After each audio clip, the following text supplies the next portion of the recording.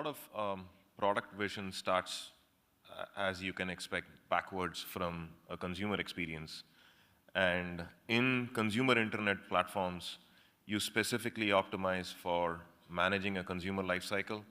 How do you acquire, retain people for a considerable period of time?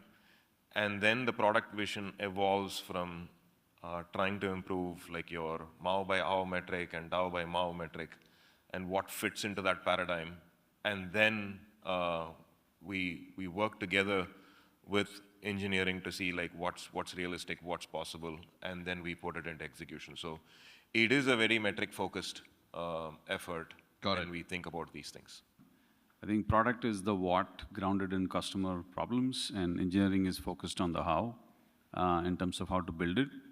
But one of the things about operating a platform at our scale is that it's actually a very iterative process, in the sense that if you look at non-functional requirements like availability, scale, cost efficiency, all of this feed back into product design and how we shape the product. While the product is grounded in customer backwards outcomes, engineering also plays a key role in helping product build the capabilities that can serve such a large audience as JioHotstar. Your users are as likely to be on a 149 rupee mobile plan or a 4K connected TV. So how do you design one product for such an economically diverse audience? And what does the product market fit look like? Yeah, so there are a diverse set of consumers. And if you look at, let's say, 3-4 categories of consumers, then there is a common thread that binds them all.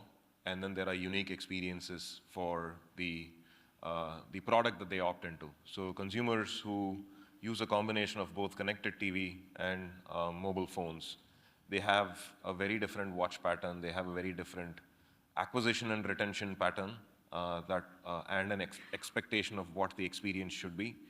A person who uses just a mobile phone, they have a very interesting retention pattern, but you can also consider them to be an acquisition target for the connected TV program. So it's important that you understand the classification, but it's also very important that you are just standing in between them and content. So the sooner you can remove yourself out and give them the content that they want to watch and the experiences that they want to like go through, then automatically the retention cycle kicks in for the higher connected TV plus mobile plans. In fact, during IPL, we specifically encouraged a lot of mobile people to consider connected TV and upgrading themselves to that plan. Right. And that acquisition funnel seems to be working really well. Vijay, you've embedded AI into discovery and search, a lot across the library, 19 languages,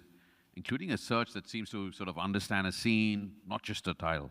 So is the core product problem from your perspective, not a problem, but a challenge, I guess, for the consumer now, discovery rather than content? And how much of retention is the sort of recommendation engine versus the catalog, I think with the explosion of supply, the content discovery problem has become significantly more acute for customers.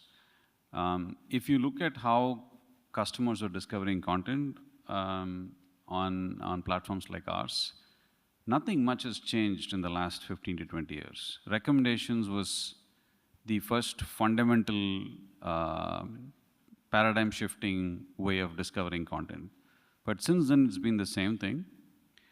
And we believe that conversational discovery, where users are getting trained to switch from typing in phrases or terms to having conversations with their systems, is a very key fundamental paradigm shift. Right. And at least in India, I think what's also accelerating that is voice adoption.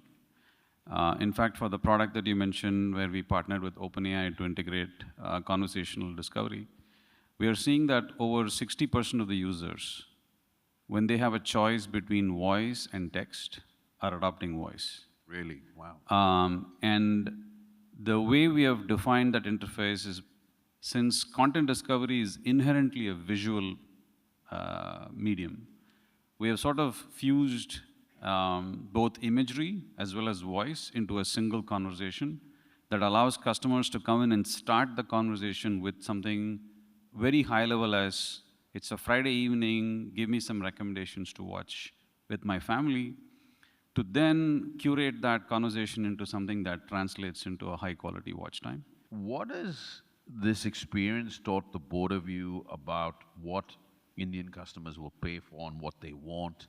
It goes back to a consumer lifecycle fundamental.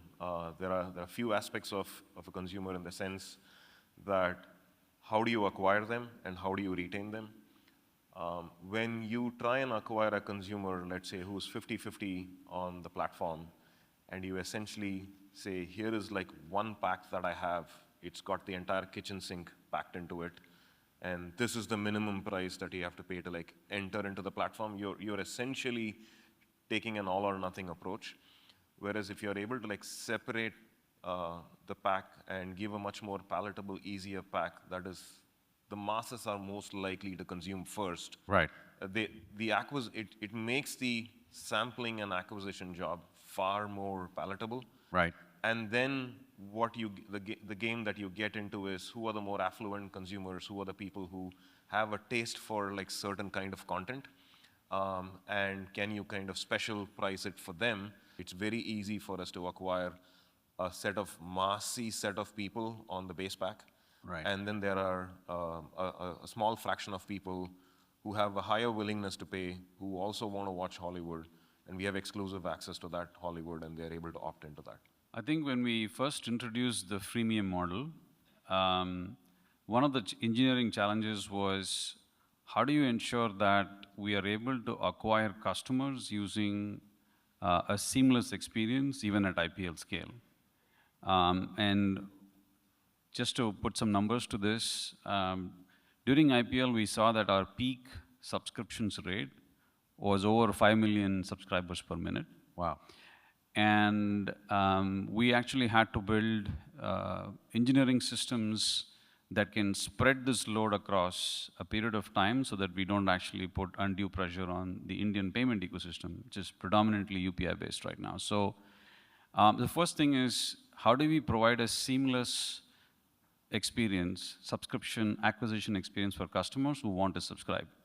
Second is, how do you build the intelligence for viewers who are not yet subscribers, for them to understand the value proposition for the subscription?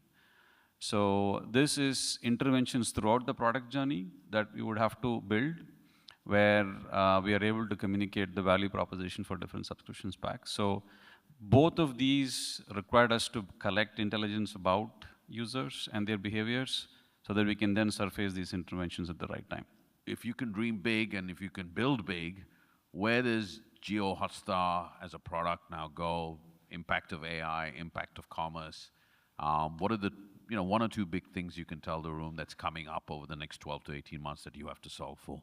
We'd ideally like consumers in JioHotstar to do is lean forward and start interacting with Right. the content. Right. So either it's like if Big Boss is going on, we would like them to like take a lot of polls, Right. play games around Big Boss, play games around cricket. So there is a natural habit of, I can start a sequence of actions, I can go through the sequence of actions, I can complete it within the app, and it all feels natural to me. And the way in which you can repurpose that habit, once that habit has been built, is can you complete a commerce transaction similarly? Can you? Got it. So you first build the organic behaviors, and the commerce path is essentially the same organic behavior, but instead of now you're not playing a game that's a companion to cricket, you're essentially creating a set of sequence that allows you to buy a product. I think the next sector to be disrupted here is product commerce. And a platform like ours that can crack a seamless purchasing experience while watching content. Because the primary objective, of course, is watching content. But if there is a way for us to weave commerce into that, I think this could be a transformative change for us over the next 12 months.